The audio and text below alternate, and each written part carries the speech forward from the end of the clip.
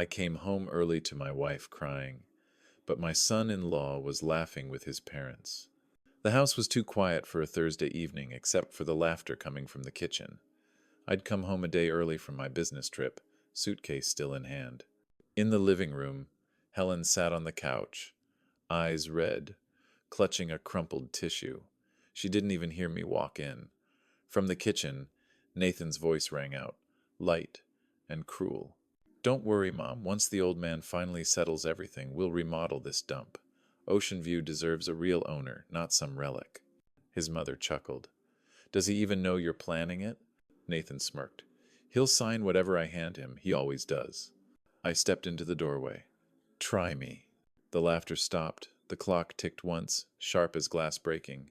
Helen looked up, whispering, "Arthur, you weren't supposed to be home yet."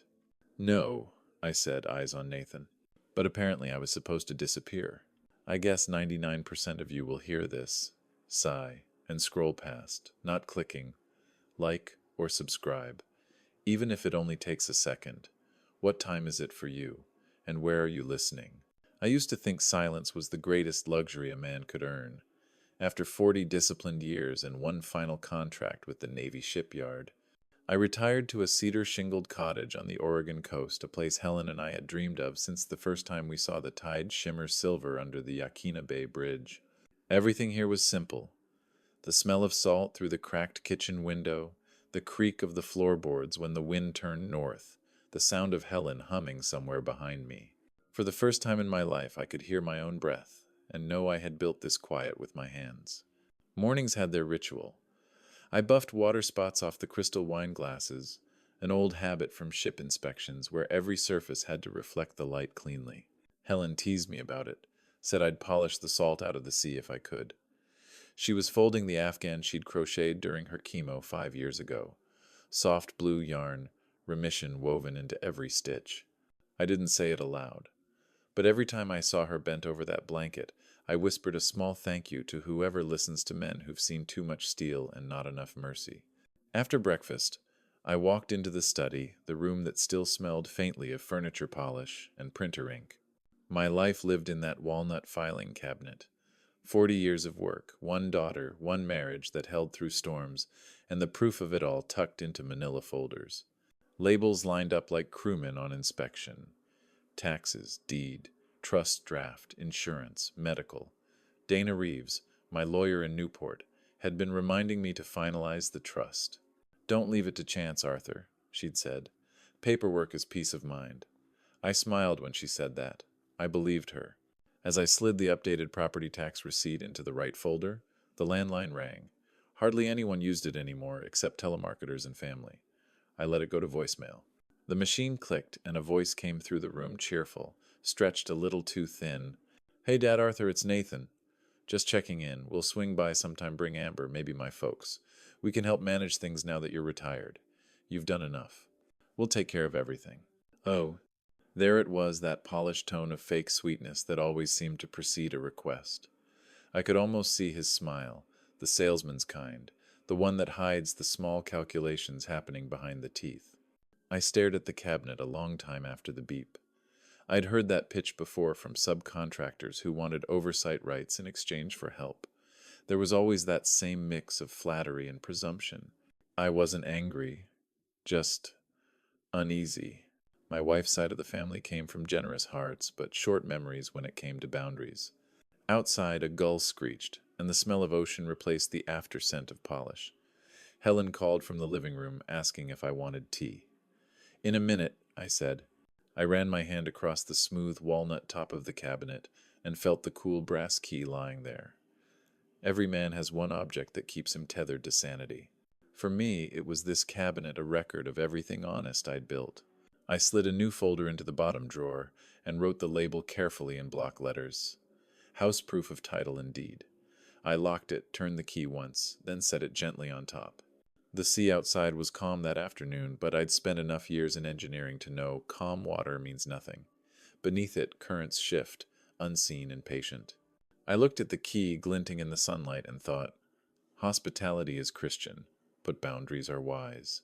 The sea teaches you ignore small swells, and you will meet them later as waves. The knock came mid-morning, just as Helen was trimming roses in the yard.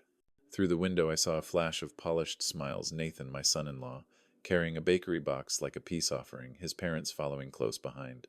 They were the kind of people who dressed like they were always on their way to brunch: bright sweaters, expensive sunglasses, perfume that carried its own introduction. I'd had coffee with them twice before, both times ending with Nathan quietly suggesting some family business he could help with. I opened the door before Helen could. "Well, this is a surprise," I said, stepping aside out of habit more than desire.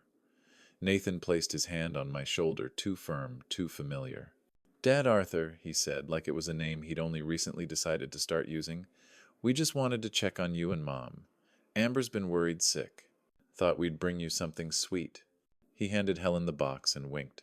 "Your favorite scones, right?" She smiled politely, the way wives do when they're trying not to make a scene. Her hands trembled a little as she took it. We all moved into the kitchen. Nathan was talking before the screen door even closed. "You know, Dad Arthur," he always inserted the full phrase like a brand he wanted to make stick, "Amber and I were talking about your finances. Just to make sure everything's handled the right way now that you're retired. You deserve to relax." He set a folder next to my coffee cup, aligning it neatly like he thought presentation equaled persuasion. Across the top, in bold letters, it read, "Mortgage Review and Family Asset Protection." "My mortgage is paid," I said flatly. He smiled, unbothered. "Exactly. This is just a precaution. One signature and you're covered. It's what good families do: protect each other." I didn't open it. Instead, I slid it a few inches away, the way you'd push aside a plate of food that's gone cold. Helen stood by the counter, her polite expression slipping. I saw the faint redness around her eyes, crying before they arrived, maybe, but I stayed silent. Nathan leaned against the counter, switching tactics.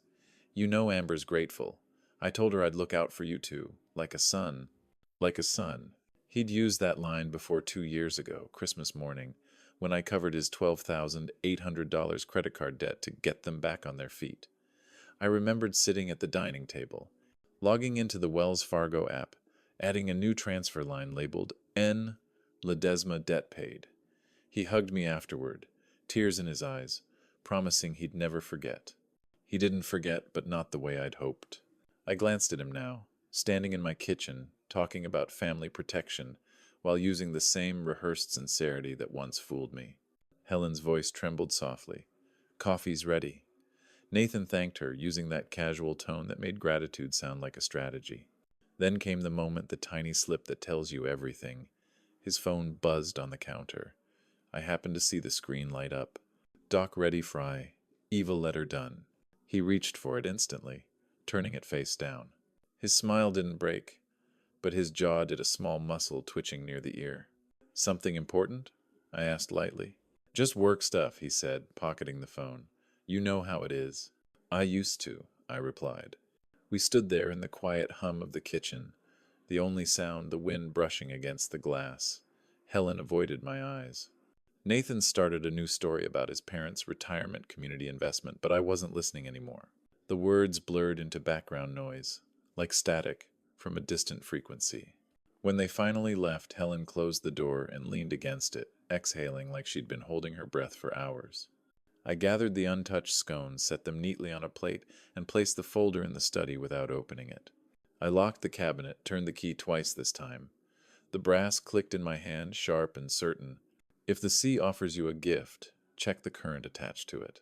I used to think surprise visits were part of family life, the small, messy joy of being loved without warning. But that Saturday, the doorbell didn't ring once.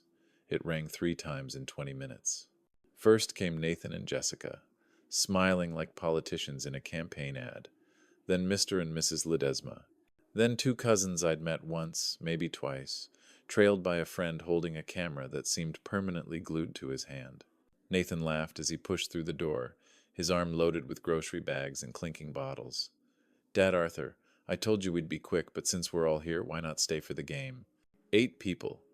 My living room looked smaller than I remembered. The air smelled of perfume, cologne, and something fried. I caught Helen's eyes, half confusion, half resignation. Old instincts kicked in. Host reflex. The Navy habit of maintaining order even when the crew doesn't deserve it.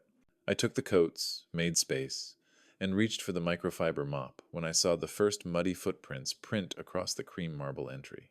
"This rain," I said lightly, kneeling to wipe the streaks before they set. Mrs. Ledesma watched, sipping wine from one of our crystal glasses. "Oh, don't fuss, dear. We're all family." She opened the refrigerator door and started rummaging for cheese like it was her pantry. I bit the inside of my cheek until I tasted iron. "Mister." Ledesma slapped Nathan's back hard enough to make the bottles rattle. "Genius plan, son, consolidate assets before taxes eat them alive." I straightened. "What plan?" Nathan grinned, glancing at me as if we shared a joke. "Oh, they don't know terminology, just talking about estate stuff, Dad Arthur. I'll handle the boring part." He said it so easily I'll handle it, as though ownership could be transferred with charm. My jaw tightened. I didn't raise my voice, didn't challenge him in front of the group. Years of command had taught me that the loudest man in the room is usually the weakest. While they laughed and filled plates, my mind slipped backward to a different day, a different promise. 3 years ago, Salem, Oregon. The phone call came on a Monday morning, Nathan panicking over rising interest rates. He said, "Dad, we could lose the deal. It's only temporary." I wired $35,000 from my retirement account to escrow that same afternoon. "You'll have it back within the year," he'd said, voice trembling with gratitude. It's been 3. Every December I still receive their Christmas card, handwritten, beautiful, and no mention of the debt. In the present, I wiped another shoe mark from the tile. Helen handed me a towel without speaking. On her phone, a message flashed briefly, Amber. "Running late. My daughter. Running late to her parents' house." Nathan turned up the TV, laughing louder than necessary. "Dad Arthur, you gotta see this play crazy finish." I smiled thinly, the kind of smile that hides calculation. My hands stayed steady, but something inside me shifted, like a keel adjusting to heavier seas. Hours passed in fragments, the pop of bottle caps, the scrape of chairs, Jessica posing for selfies near the fireplace. They spoke of my house as though it were already theirs. "When you guys travel again, if we stay next weekend, By sundown, the air was thick with the smell of beer and entitlement.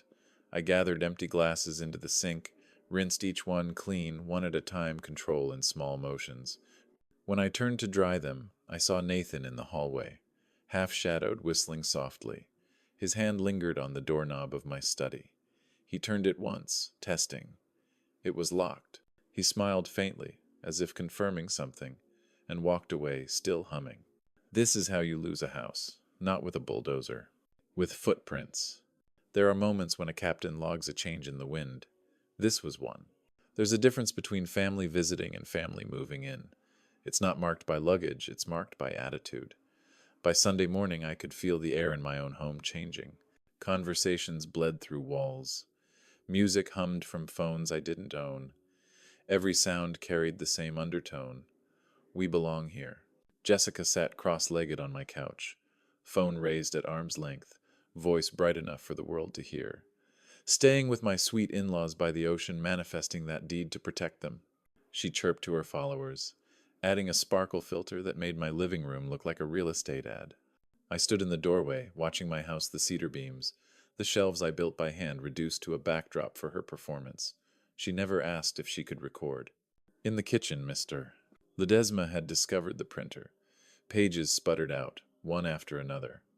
I caught a glimpse, something labeled Trust Amendment Draft. He didn't ask for the Wi-Fi password, which meant someone had already given it to him. My stomach knotted. I watched his thumb tap through my laptop like it was communal property. Helen passed through quietly with a tray of coffee cups, her fingers trembling just enough for me to see the risk of spilling. She shouldn't have been hosting anyone that day. Her blood pressure had been unstable again, but she refused to admit weakness. I wanted to take the tray from her, tell everyone to get out, but the old reflex, the host, the officer, the father, kept me rooted. Instead, I started cataloging, like a surveyor marking erosion. Volume levels up, doors left open, dishes misplaced. A framed photo of Amber and me on her 5th birthday now sat crooked, as if someone had handled it and set it back carelessly. Little signs of possession. Barnacles on the hull. If I raised my voice, I'd become the story angry old man loses his temper. But if I wrote it all down, I'd become the proof.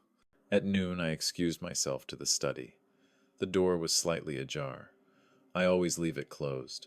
Inside, the brass key to the filing cabinet wasn't centered in the dish where I keep it. It had been moved, a fraction to the left. Small detail, but in my world, small things are warnings. I sent a text to my lawyer, Dana Reeves. House busy? Need to finalize trust? Also, how to secure study? Her reply came within a minute.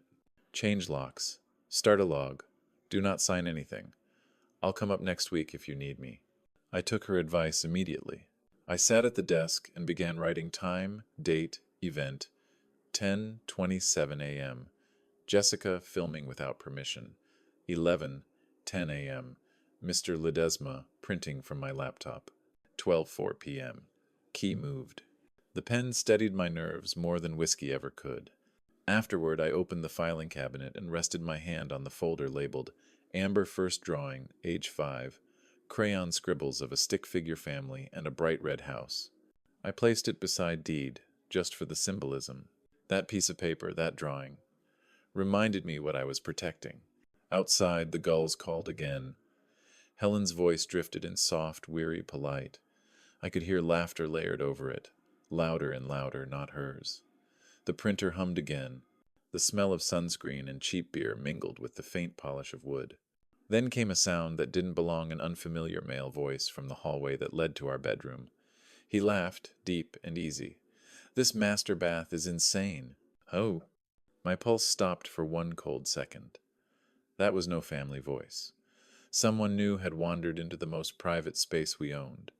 I stepped out of the study and felt my patience shift from warm to surgical. The master bedroom is a sanctuary. Invading it is not ignorance. It is a message. Evening light on the coast has a way of softening everything except intentions. The sunset poured through the kitchen window like molten copper, painting over the clutter of plates and voices. Helen sat at the table, smiling politely, while Jessica's laughter filled the room. For a moment, it almost felt normal family gathered. Small talk, warmth. But beneath it, something was shifting, subtle but deliberate, like a current tugging beneath calm water. Jessica had her phone out again, the screen pointed toward the window where the ocean shimmered. "Look at that view," she said to her followers. "Staying here feels like a dream, manifesting gratitude and, family responsibility." Then, without missing a beat, she turned to me. "Dad Arthur, speaking of family, it's getting late. Traffic back is crazy. Amber's exhausted, and honestly, we could crash here just tonight. We'll take the guest room, promise. Protect the house." Her tone had that sugary layer, the kind that coats the demand so it sounds like care. I set down my mug. No overnights without Amber's ask and our yes. That's always been the rule. Nathan chimed in immediately, slipping into his well-practiced role of peacemaker. "Dad Arthur, come on. We'll bring breakfast in the morning. Clean up, mop the floors, anything you want." Helen's eyes met mine soft, pleading, the way only a woman raised to keep harmony can look at a man about to break it. I took a breath. "No tonight," I said gently but firmly. "You've got a nice drive ahead. Roads are clear after 9. For a moment the room froze. Jessica blinked, then forced a laugh that didn't reach her eyes. "Of course. Some people don't trust even family," she murmured, turning the phone back toward herself. Her camera caught her reflection, and faintly mine behind her two faces that meant very different things to her audience. Helen began gathering plates, her hands trembling again. I helped her stack them into the sink, our small truce of routine. Behind us, Nathan said something about how people get stubborn in old age. The comment floated just loud enough to sting, but I didn't turn. I'd learned that silence, when used correctly, can echo longer than words. As I wiped the counter, my mind wandered back to another favor 3 years earlier. Nathan standing on my porch, face pale, holding a speeding ticket and court notice. "Dad, I messed up," he'd said, voice cracking just enough to sound human. "If I don't pay this by Friday, they'll suspend my license." $640 later, he was hugging me, promising to repay it next paycheck. He never did. He always forgot things that cost him and remembered things that cost me. Now, watching him whisper into Jessica's ear, I realized he'd never truly forgotten that favor. He'd just stored it like a key, something to use when doors didn't open easily. I took out my phone, thumbed a quick text to my daughter. "You okay?" Come alone tomorrow morning? No reply. Just the dull gray. Delivered. When they finally packed their things, Helen walked them to the door. I followed with the calmness of a man diffusing a mine. On the porch, under the yellow porch light, I caught a whisper carried by the wind, Mr. Ledesma, voice low but clear enough. If they won't give, take with process. The phrase hung in the salt air like static. Take with process. Not violence, not theft. Paperwork, manipulation. The kind that doesn't bruise skin, only dignity. As their taillights disappeared down the drive, Helen turned to me. They mean well, she said softly. I didn't answer. I just locked the door, double-checked the bolt, and stood still long enough to hear the ocean's rhythm return beneath the quiet. There's a point on the tide chart when water turns. So does patience. The wind off the Pacific had turned colder by dusk, the kind that carries sound farther than it should. Through the open kitchen window, I caught Nathan's voice on the deck, soft, secretive, the tone men use when they think walls have no ears. Yeah, tonight, he said into his phone, half whisper, half brag. Bring the guys. My in-laws crash early. We'll celebrate a little. Then, as he turned and noticed me through the glass, his voice lifted an octave, cheerful again. Dad, you don't mind some music, right? He didn't wait for an answer. I stayed in the kitchen, counting my breaths the way I used to in the engine room before a pressure test. In through the nose, out through the teeth. Precision before reaction. I'd learned that from 40 years of metal and men both expand under heat. I walked to the entryway, flipped the porch motion light from auto to high. The glow flooded the front steps, turning shadows into honesty. At the doorbell, I removed the small micro SD card and replaced it with a new one, 128 gigabytes, local storage, no cloud. I trusted hardware more than promises. If Nathan wanted to turn my home into a venue, I'd turn it into evidence. Next, I moved through the hallway, closing doors as I went. The master bedroom door clicked shut, the sound sharp against the hush of the house. I slipped the brass key, the one to my filing cabinet, into my pocket. It was a simple act, but it felt like reclaiming ground. In the kitchen, Helen was wiping down counters that didn't need cleaning. He's just excited, she said softly, not looking at me. Excitement doesn't invite strangers into someone else's home, I replied. My tone wasn't harsh, but she flinched anyway. Years of peace had taught us both to fear the raised voice more than the raised hand. On the fridge, a sticky note caught my eye. Amber's handwriting, small and neat. Don't stress N, and I got you. The words were meant as comfort, but they read like ownership. I peeled the note off and folded it once, tight. I sat at the table and texted Dana Reeves, my lawyer. Need exact steps if trespass escalates. The phone buzzed almost immediately. She called instead of typing. Arthur, listen carefully, she said in that clipped courtroom voice that brooked no nonsense. If they refuse to leave, call the sheriff's non-emergency number. Use the exact phrase unlawful entry and refusal to depart. Do not engage physically. Record everything. And if they pull the capacity card, say you're confused, need help, or whatever, call me. I'll fax your physician's cognitive screening directly to the sheriff's office. I scribbled notes while she talked. Got it, I said. Good. Remember, they're not stupid. They're strategic. After the call, I went to my study printer and pulled the cognitive screening results black and white, proof that my mind was still sharp as ever. I slid the sheet into a new folder labeled Capacity Proof Doctor. Kim, March 2. On top of it, I placed another marked trespass log. My handwriting was precise. Block letters, dates, names, behaviors. In the quiet that followed, I could hear Jessica's laughter outside, the shrill echo of it cutting through the coastal wind. My phone buzzed again, a notification from social media. Jessica had tagged our address in her story. The caption read, Beach night blessed to have the best in-laws ever. 50 viewers, then 70, then climbing. I stared at the screen until the reflection of my own face stared back, steady, unsmiling, resolved. 40 years of blueprints had taught me one thing. Measure twice, cut once. Tonight I measured. Every sound, every lie, every act of ownership disguised as love, I marked them all. When someone names your house after their party, you have two choices, hide or captain.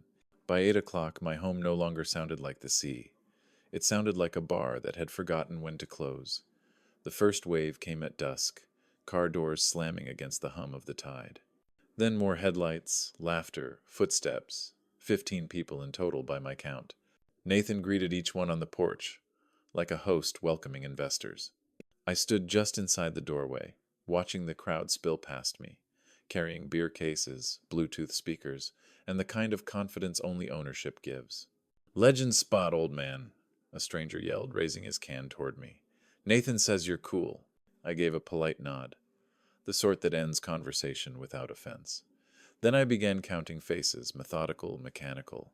2 men with matching windbreakers. A woman in neon sandals. 1 teenager who looked too young to be drinking. I noted each name when it was shouted across the room. Documentation disguised as civility. The entryway was now a battlefield of shoes and not shoes, the marble floor a speckled map of other people's evenings. Jessica filmed near the fireplace, her phone angled perfectly to show the ocean through the window. "Manifesting inheritances, babes," she sang into her camera. The comment bubbles on her screen rolled up like a stock ticker. In the kitchen, Mr. Lidisma lectured 2 strangers about Medicaid spend-down rules, getting every fact wrong but all the tone right, condescending, self-satisfied. His wife, Mrs. Ledesma, busied herself peeling labels off my spice jars. "They look nicer clean," she said when I asked why. "Please leave the labels," I replied evenly. "I like to know what I'm using." She blinked, then smiled that brittle smile of someone unaccustomed to boundaries. Helen had withdrawn to the bedroom an hour earlier, too drained to keep up the facade. I wanted to follow her, to tell everyone to get out, but the law doesn't reward shouting, it rewards sequence. Request. Refusal. Documentation. I'd learned this rhythm from Dana. 3 guests wandered down the bedroom hallway. "Please stay in the main room," I said, voice level. 1 nodded. 2 smirked, as if testing how far politeness could stretch before snapping. A beer can tipped over on the hallway rug, the one I bought the week Helen finished chemo. The dark stain spread like a bruise. I covered it with a rag, not because it would help, but because I needed something to do with my hands. I didn't move the rag for an hour. Measuring my own restraint became an act of survival. Jessica's voice rose over the music. "Guys, say hi to my followers. Look at this view. My in-laws' place is basically an Airbnb." I turned toward the fireplace, picked up the small voice recorder I'd placed there earlier. Oregon's a one-party consent state. I'd checked twice. I pressed record and spoke clearly, my tone calm, steady, professional. "This is Arthur Bennett, homeowner. Guests will be asked to leave in 15 minutes. A timestamp, simple and unshakable. Proof that patience had limits. The laughter swelled again. Someone opened another beer. Someone else spilled chips on the floor. I took a slow breath, counted to 4, and looked toward the closed hallway door that led to Helen. My sanctuary. My last unbroken line. Then it came the sound that doesn't belong in any home that still respects its owner. A crash from the bedroom. Sharp, hollow, unmistakable. Followed by Helen's voice, small and frightened. "Arthur." The beer in my hand didn't tremble. I set it down, wiped the counter one last time, and turned toward the hallway. The last line left to cross is sacred space. It started with laughter sharp, nervous, the kind people use when they know they're crossing a line but can't resist seeing what happens next. Through the half-closed bedroom door, I heard Jessica's voice rise above the music. Then, a second sound. The unmistakable digital chime of her live stream starting. "Guys," she said, her voice sugary and bold, "look at this old people decor. When this is officially ours, first thing we're ripping out this dated dresser. Sorry, not sorry." 200 hearts fluttered across her phone screen. Comments scrolled like ants. "Secure that deed, Queen. Manifest that inheritance. Family goals, lol." I stood in the doorway. The master bedroom, the room Helen and I had built around quiet, was now content. My wife sat on the edge of the bed, hands folded in her lap, eyes fixed on the floor. Jessica had Helen's rosary dangling from her fingers, twisting it for the camera like a charm bracelet. "Don't," I said quietly. She froze, still holding the phone high. "Oh, Dad Arthur, we're just showing your followers the—" I stepped into the frame, the lens reflecting my face beside hers. Calm, cold, unmistakable. Leave our room. No shouting, no trembling. Just those 3 words. Then I reached out and took the rosary back. The small beads were warm from her touch, still carrying Helen's lavender lotion, the smell that had survived every hospital visit and storm. That scent overpowered the beer in the hallway. Jessica's mouth opened, then closed. The live comments slowed to nothing. Silence became the room's final audience. I placed the rosary on the nightstand, turned to Helen and said, "Lock this door when I leave." She nodded, small and pale. I pulled the door shut behind me, turned the brass key, and pocketed it. Then I walked to my study. My steps were steady, each one sealing a choice. Rage is fire. Law is steel. I would use steel. Inside, I locked the study door and opened the walnut filing cabinet. From the top drawer, I retrieved the folder labeled Deed divided by Title divided by Cognitive Screen and laid it beside my handwritten log. Each sheet, every date, every note, was now part of something larger, a defense built in silence. I picked up the phone, dialed 911. "Trespass," I said evenly. "Refusal to depart. Homeowner requesting deputies to clear house. I have video and a list of names." The dispatcher asked for my address. I gave it, clear and deliberate. When she asked whether I felt threatened, I said, "Not yet." Next, I texted Dana. "Now. Deputies en route. They will say I'm confused. Please fax cognitive screen to Sheriff's Office. ATTN, Sergeant Rivera." Her reply came seconds later. "Already sending. Keep doors locked." Outside, I could hear the music taper off, voices tightening. Someone must have told Nathan what I'd done. Footsteps approached the study door, measured, confident, his. He knocked twice, too softly for concern, too rhythmically for fear. "Dad Arthur," he said through the wood, voice dripping with rehearsed patience. "You're making yourself look crazy. You called the cops? Come on, open up, or I'll have to call a wellness check. You don't want that, do you?" A wellness check. The same trick my lawyer warned me about. Frame confusion as compassion. Take control through pretense. I didn't answer. Instead, I pressed record on my phone, held it near the door, and said calmly, "This is Arthur Bennett. My son-in-law is threatening a wellness check after I reported trespass." Another timestamp, another nail in the coffin of their lies. He wanted a show. I invited the law. Nathan's knocking had rhythm, part performance, part pressure, a steady beat of control disguised as concern. "Dad Arthur," he said, his voice cycling through false calm and frustrated authority. "Please, let's not make this ugly. You're confused and people are worried." The sound carried through the study door like a metronome of manipulation. Helen sat beside me on the old leather chair, her hands trembling in her lap. She whispered, "Maybe we should just sign, make them leave."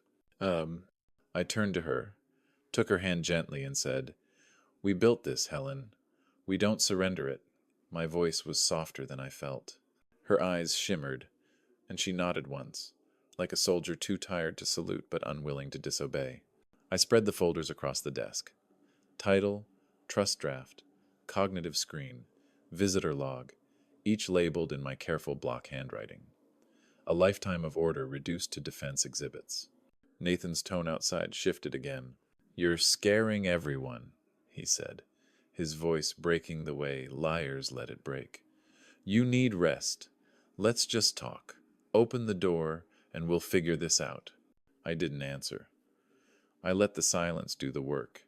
Silence is oxygen for the truth it makes. Lies choke. I picked up my phone, dialed the county sheriff's non-emergency number again, and gave my name and address. "This is Arthur Bennett. Trespass situation. I previously called. Confirming dispatch." The operator checked. "Units are en route, sir. Please remain secure." "Copy," I said, then hung up. The discipline of a lifetime in engineering had taught me that tone matters. Steady hands make steady outcomes. Helen closed her eyes, and for a moment, I remembered the years before this noise, the hum of our routines, her laughter over crossword puzzles, the peace of knowing the world outside could never touch us here. I had been wrong. Evil doesn't always kick down the door. Sometimes it knocks politely first. I turned to the computer, inserted the doorbell camera's SD card, and began pulling clips. Timestamps of Nathan's phone calls, Jessica's live stream, the crowd entering uninvited. I renamed each file in sequence. Evidence 1, Evidence 2, Trespass footage. Then I attached them to an email addressed to Dana Reeves. Subject line, Lidisma incident ongoing. In the message I wrote, deputies confirmed en route. Footage attached. We will not open the door until arrival. Please coordinate with Sergeant Rivera. I hit send, watched the progress bar crawl forward until it turned green. Outside, the laughter was dying down, replaced by murmurs. Someone said, "He's losing it." The words carried through the air vent like smoke. I opened my notebook and wrote that exact line, quotation marks and all. Every insult, every whisper evidence of coercion, of defamation, of the casual cruelty that only comes when people think they've already won. Helen's breathing steadied. The faint sound of the surf outside pressed against the window, a counter rhythm to the chaos beyond the door. Then, from the distance, came a new sound. Sirens. Faint at first, then closer, sharper, pulsing against the night. Nathan's voice dropped to a hiss. "Everybody stay calm," he whispered. "Remember, he's unstable." Through the blinds, blue and red light strobed across the study walls, catching the edges of the brass picture frame on my desk, the one holding the photo of Helen and me the day we paid off this house. That frame had outlasted every storm of our marriage. It would outlast this one, too. I straightened the papers, slid the pen into the spine of my notebook, and waited. I had spent my life solving mechanical failures. Now I was diagnosing a moral one. When the red and blue lights strobed across the living room walls, Nathan's voice changed pitch, like an actor hearing his cue. "Officer," he called out before the door even opened. "Please, my father-in-law's been slipping. He's paranoid someone's stealing his house." Through the peephole I saw 2 deputies and a woman in uniform, Sergeant Rivera, nameplate gleaming beneath the porch light. Her body cam blinked red, already recording. She knocked once, firm but polite. "Sheriff's office," she said. I unlocked the door and stepped back. "Ma'am," I said evenly, "thank you for coming. I'm the homeowner, Arthur Bennett." Before she could answer, Nathan rushed forward, hands raised, performing sincerity. "He locked himself in. He's confused, ma'am. He thinks we're trying to hurt him. He's got all these papers he doesn't even understand. I just want to calm him down." Rivera held up a hand. "Step back, sir. Let me talk to him." The hallway felt smaller with uniforms inside, the tension hanging like humidity. Helen hovered near the doorway, trembling, her voice too soft to use. I steadied her shoulder. Rivera turned toward me.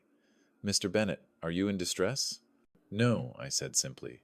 "I called because unauthorized individuals refused to leave my property." She studied my face, then looked past me at Helen. "Ma'am, you okay?" Helen nodded faintly. "I'm fine, just tired." I gestured toward the desk. "All documentation's here." On the desk sat the folder marked Deed divided by Title divided by Cognitive Screen. I opened it, spreading the papers like a presentation. Property deed, the physician's capacity test signed and dated, my log of visitor names. "This is my home," I said calmly. "This," I tapped the deed, "shows ownership. This," I lifted the cognitive screening, "proves competency. And this is a visitor log, noting who entered without permission." Nathan scoffed. "He's writing things down now, like it's a court case." Rivera didn't glance at him. "Sir, please wait." She turned her radio on and keyed the mic.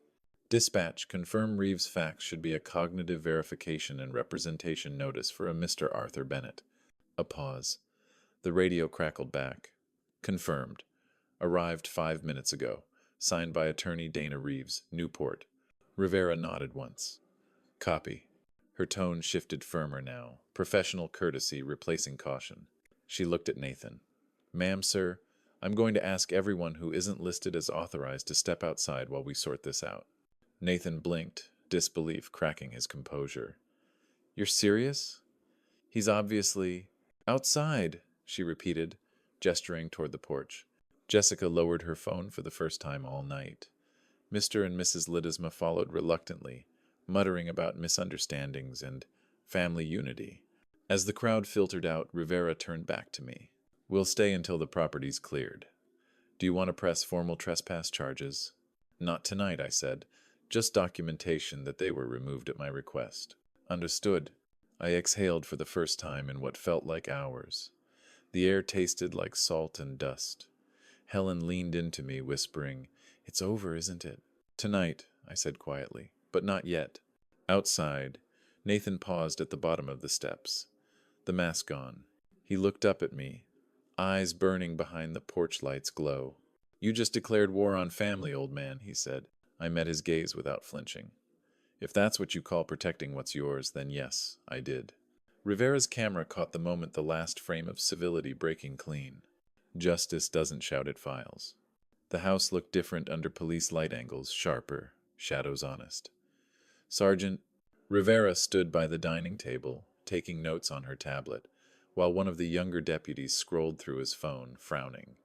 Nathan hovered nearby, still trying to spin his web. "Look, that live stream, she posts those all the time," he said, voice wobbling between outrage and charm. "It's old footage. She just reposted it tonight. None of this proves anything." The deputy glanced up. "It's not old, sir. The timestamp says 8:42 p.m. Same as our dispatch call." He held up the screen toward Rivera. Jessica's face filled the frame, laughing, the camera panning over our bed, Helen's rosary twined through her fingers. "When this is officially ours," she said to 200 live viewers, "we're ripping out this dated dresser. Sorry, not sorry." The sound seemed to hit Nathan like a physical blow. He stammered, That's not what it looks like. She was joking. You know how social media works. People exaggerate." Rivera didn't respond right away. She let the silence stretch, her gaze fixed on the video looping again. When she finally looked up, her voice was colder. "Mr. Bennett, we'll be filing this under trespass and potential elder exploitation." Nathan went pale. "Elder what?" "We were helping them." Rivera closed the notebook. "Help doesn't look like live streaming someone else's bedroom or forging signatures." Helen stood beside me, hands clenched together. I felt the tremor in her shoulders fade, replaced by something steadier, pride. The kind I hadn't seen since before her chemo, before we learned our kindness could be turned into currency. She stepped closer to Rivera. "They made me think it was for our protection," she said softly. "I didn't know." Rivera nodded. "Ma'am, people like this count on confusion and fear. You did the right thing tonight." I looked at Nathan, still arguing, his voice rising in short, panicked bursts. "I was trying to manage the estate. She's sick. He's paranoid." I cut him off quietly. "Nathan, stop talking." He turned toward me, desperate now. "You can't do this to family." "That's exactly why I can," I said, "because real family protects." Rivera motioned to her deputy. "Escort them outside, please." Jessica's phone was bagged as evidence. The Ledesmas muttered half-hearted protests about misunderstanding and just trying to help. The deputy remained professional, neither sympathetic nor cruel, only precise. Helen leaned against my shoulder as the front door closed behind them. The music was gone. The air returned to its natural sound, the distant pulse of the surf through the cracked window. The house felt exhausted, as if the walls themselves had been holding their breath. I exhaled too. Rivera paused before leaving. "You did the right thing, sir," she said. "Document everything. People like them thrive on silence." I nodded. "That's what they're losing now." She gave a faint smile, the kind of smile only a weary officer gives after seeing one too many good people fooled. "We'll send you a case number and contact from Adult Protective Services. They'll close it quickly once they see this footage." When the door shut and the patrol car rolled down the drive, Helen whispered, "It's finally over." I looked at the quiet hallway, the dark phone on the counter, the empty spaces where laughter had echoed hours ago. "For tonight," I said.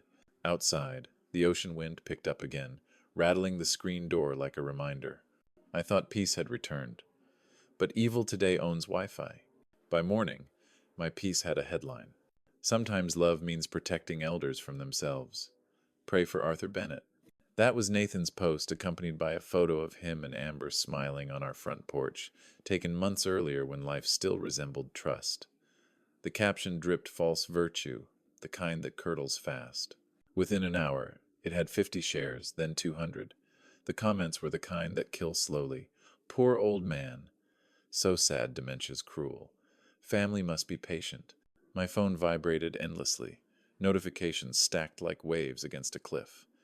I stared at them until they blurred.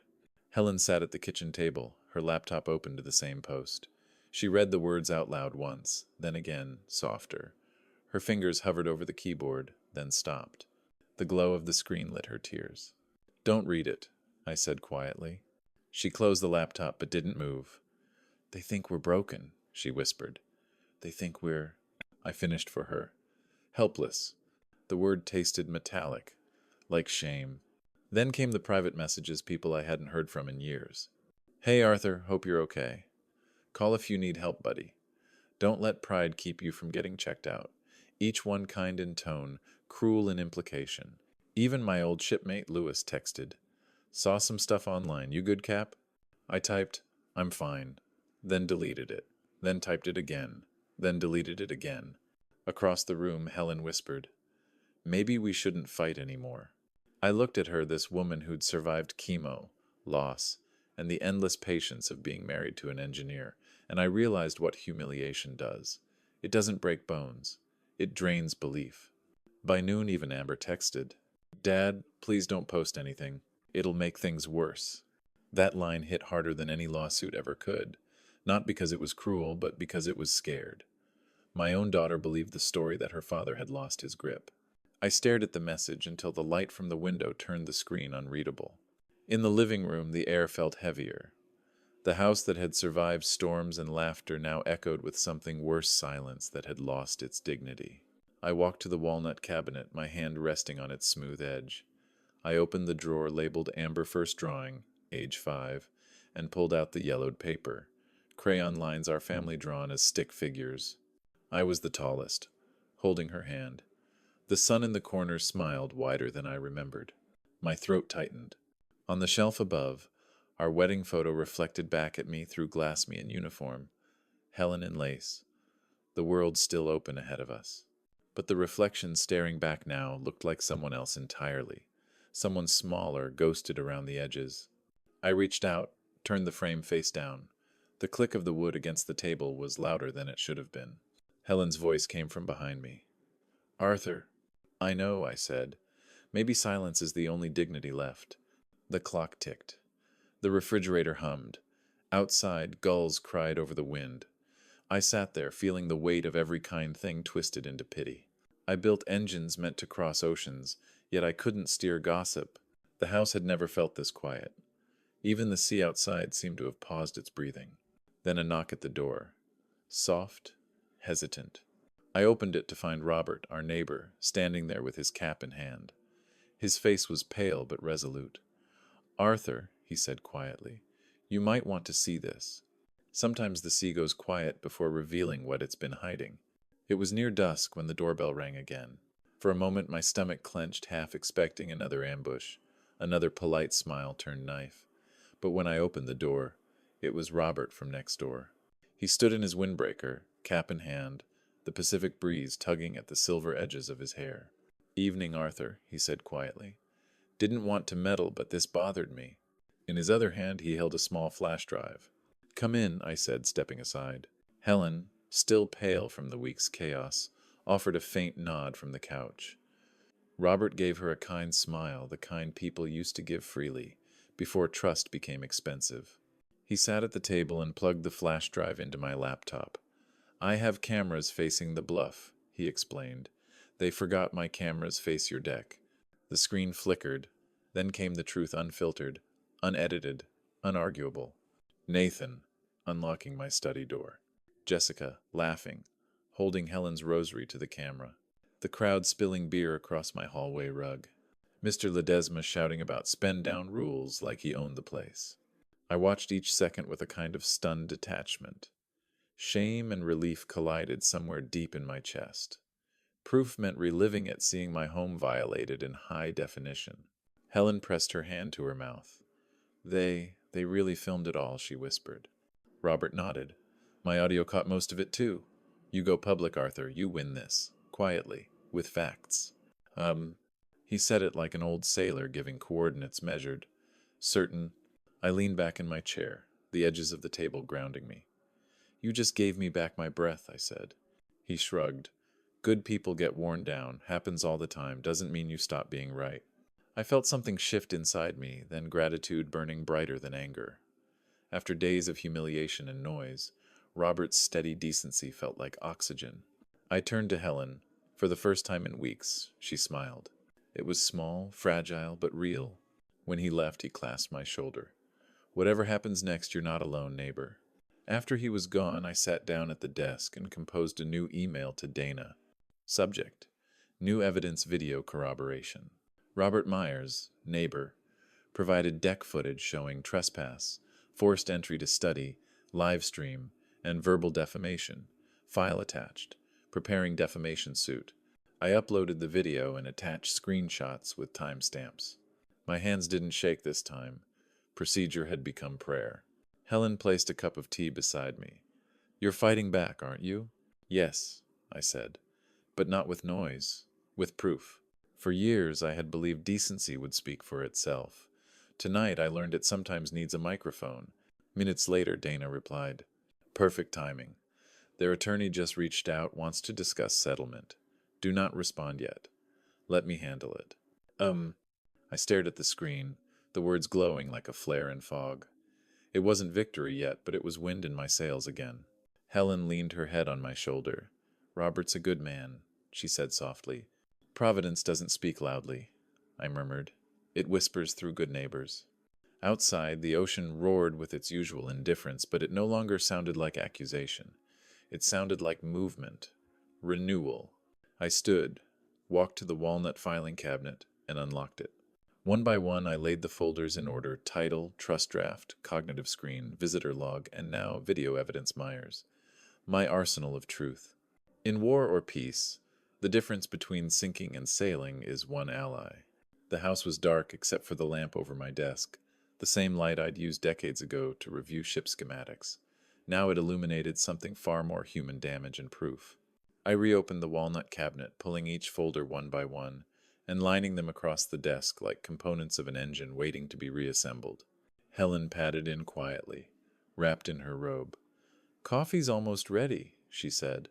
Her voice carried a steadiness that hadn't been there for weeks. Thank you, I murmured without looking up. You look like yourself again, she added. Maybe I did. The part of me that once designed fail-safes for vessels in rough seas had resurfaced, but this time the ship was my life.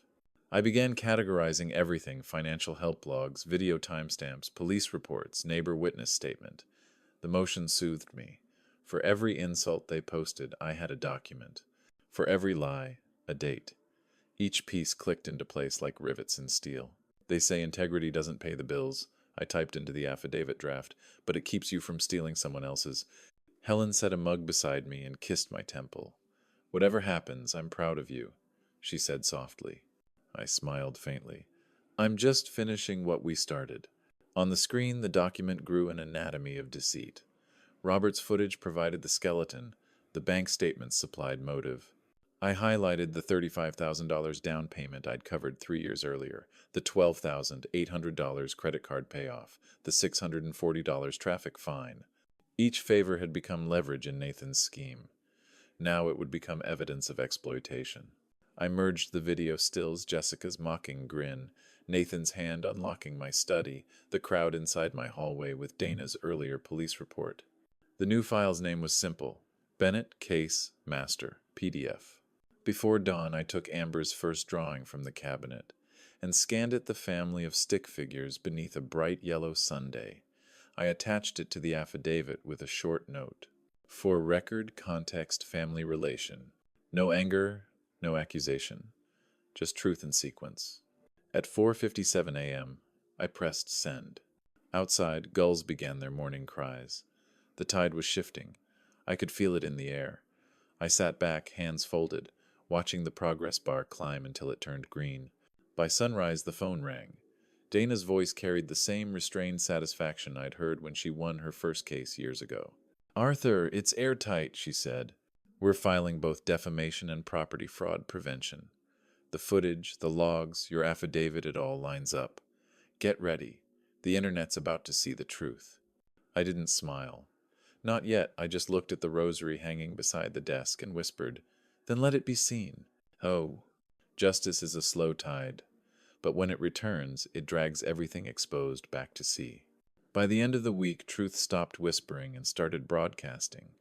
Dana filed the lawsuit, and by Tuesday, local headlines caught it like a signal flare over calm water. Son-in-law faces charges. After exploiting elder couple he claimed to protect. Robert's footage aired during the evening news, the time-stamped proof rolling across the screen. Jessica's voice played clearly, "When this is officially ours," followed by Nathan's laughter echoing over my deck. The anchor's tone was clinical but edged with disbelief. "The couple's attorney confirmed the investigation includes elder exploitation and property interference," she said. I didn't gloat. I just turned the volume down and watched Helen's face. Her eyes welled, but not from pain. "They can't twist it anymore," she whispered. By morning, the comment sections flipped. The same strangers who had pitied me now apologized in digital ink. "Apologies to Mr. Bennett. He did nothing wrong. This is why evidence matters. That man kept his dignity." Even my old colleague Lewis texted again. "Saw the broadcast. Knew you weren't crazy, Cap." Dana called later that afternoon, her voice steady but triumphant. "Settlement's on the table. They're folding fast." "What's the offer?" I asked. "Public apology video, full removal of defamatory posts, and $47,000 legal fees and property damages. If you agree, we close this chapter." "Accept it," I said. "But make sure the apology is public, not private." That night, Helen and I sat on the couch, the same spot where she'd once cried over a stranger's cruelty online. Now, on the same screen, Nathan appeared hollow-eyed, wearing a suit too formal for sincerity. "I was wrong," he said stiffly. "My statements about Arthur and Helen Bennett were false. I apologize for any harm caused." His tone was flat, but the law didn't care about tone. The apology was recorded, notarized, and broadcast. That was enough. A week later, the settlement check arrived, $47,000. I endorsed it, signed our names beside Dana's stamp, and deposited it without a word. Then Helen and I drove to the Coast Guard Retirees Fund in Newport and donated half. "They saved us more times than I can count," I told the clerk. Driving home along the coast, Helen looked out the window, smiling faintly. "We lost a son-in-law," she said, her voice gentle, "but we kept our souls." I nodded, and maybe found our courage. That evening, I opened the windows. The air smelled of salt and rain. Helen hummed while setting the table, an old habit I hadn't realized I missed until it filled the room again. I poured 2 glasses of wine and stood by the window, watching the sea fade into night. Justice had come not as thunder, but as quiet order restored. Peace doesn't return loudly. It knocks, and this time I open with conditions. The morning light returned first. Not in a rush, just in small, patient fragments that crept across the marble, touching the edges of the kitchen counter where chaos had once spilled. The house breathed again, slow and even, like something convalescing. Helen stood by the window, watering her herbs. The smell of rosemary and salt air mixed, an honest fragrance of life continuing. I poured the coffee, the same brand I'd always used, the same chipped mug, but it tasted different, cleaner somehow. Maybe because it wasn't laced with vigilance anymore. In the months since the case closed, peace had settled into this place like new grout between old tiles, quiet, firm, unseen but holding everything together. We no longer whispered or checked locks twice. The house no longer felt like a battleground. It sounded like itself again, the tick of the clock, the hum of the refrigerator, the faint gulls outside. After breakfast, I carried the small oilcloth and opened the study. The walnut cabinet waited, dignified in the corner. I removed the evidence label, wiped the surface until it gleamed, then pressed a new tag onto the folder spine, "Final case closed." The act felt ceremonial, not victory, just order. When Helen walked in, she smiled at the smell of polish. "You're oiling it again?" Old wood deserves care, I said. She ran her hand over the grain. So do old men. Robert stopped by around noon, as he often did. He didn't knock, he knew he didn't need to. In his hands, a warm loaf of bread from the farmer's market. Still baking on Saturdays, he said simply. No words about the case, no congratulations. Just bread and quiet friendship. The kind that doesn't require repair because it was never broken. We sat on the porch, watching the waves shoulder themselves toward the rocks. Funny, Robert said. The sea never really changes, just teaches you to stop underestimating it. I nodded. Or stop underestimating yourself. Later that evening, Helen placed Amber's framed photo back on the shelf, face up again after all those months face down. The smile in that photo wasn't forgiveness exactly, but memory softened by distance. She looked younger there, unburdened. Helen traced the frame and whispered something I didn't catch. Dinner was simple grilled fish, fresh greens, a half bottle of wine. We ate by the window while the sun slid into the horizon, turning the sea copper and then gray. Between bites, Helen laughed at something small, the way I buttered the wrong slice of bread, and the sound startled me in the best way. It had been too long since that kind of laughter filled these walls. After we cleared the table, I walked through the rooms one last time, out of habit more than need. No dirty footprints, no noise. Just our life, unborrowed and intact. In the study, I looked at the walnut cabinet, now locked. The key lay beside Helen's rosary on the desk wood and metal, vigilance and grace, the two relics that had survived the storm. I left them there together, a small altar to boundaries hard won. I stood by the window, the moonlight catching the polished edge of the cabinet, and spoke softly to the house, to myself. I built this sanctuary with my hands, I said, and now I've learned to protect it with my mind. Outside, the tide pulled back in silence, steady and endless. Justice, wisdom, peace.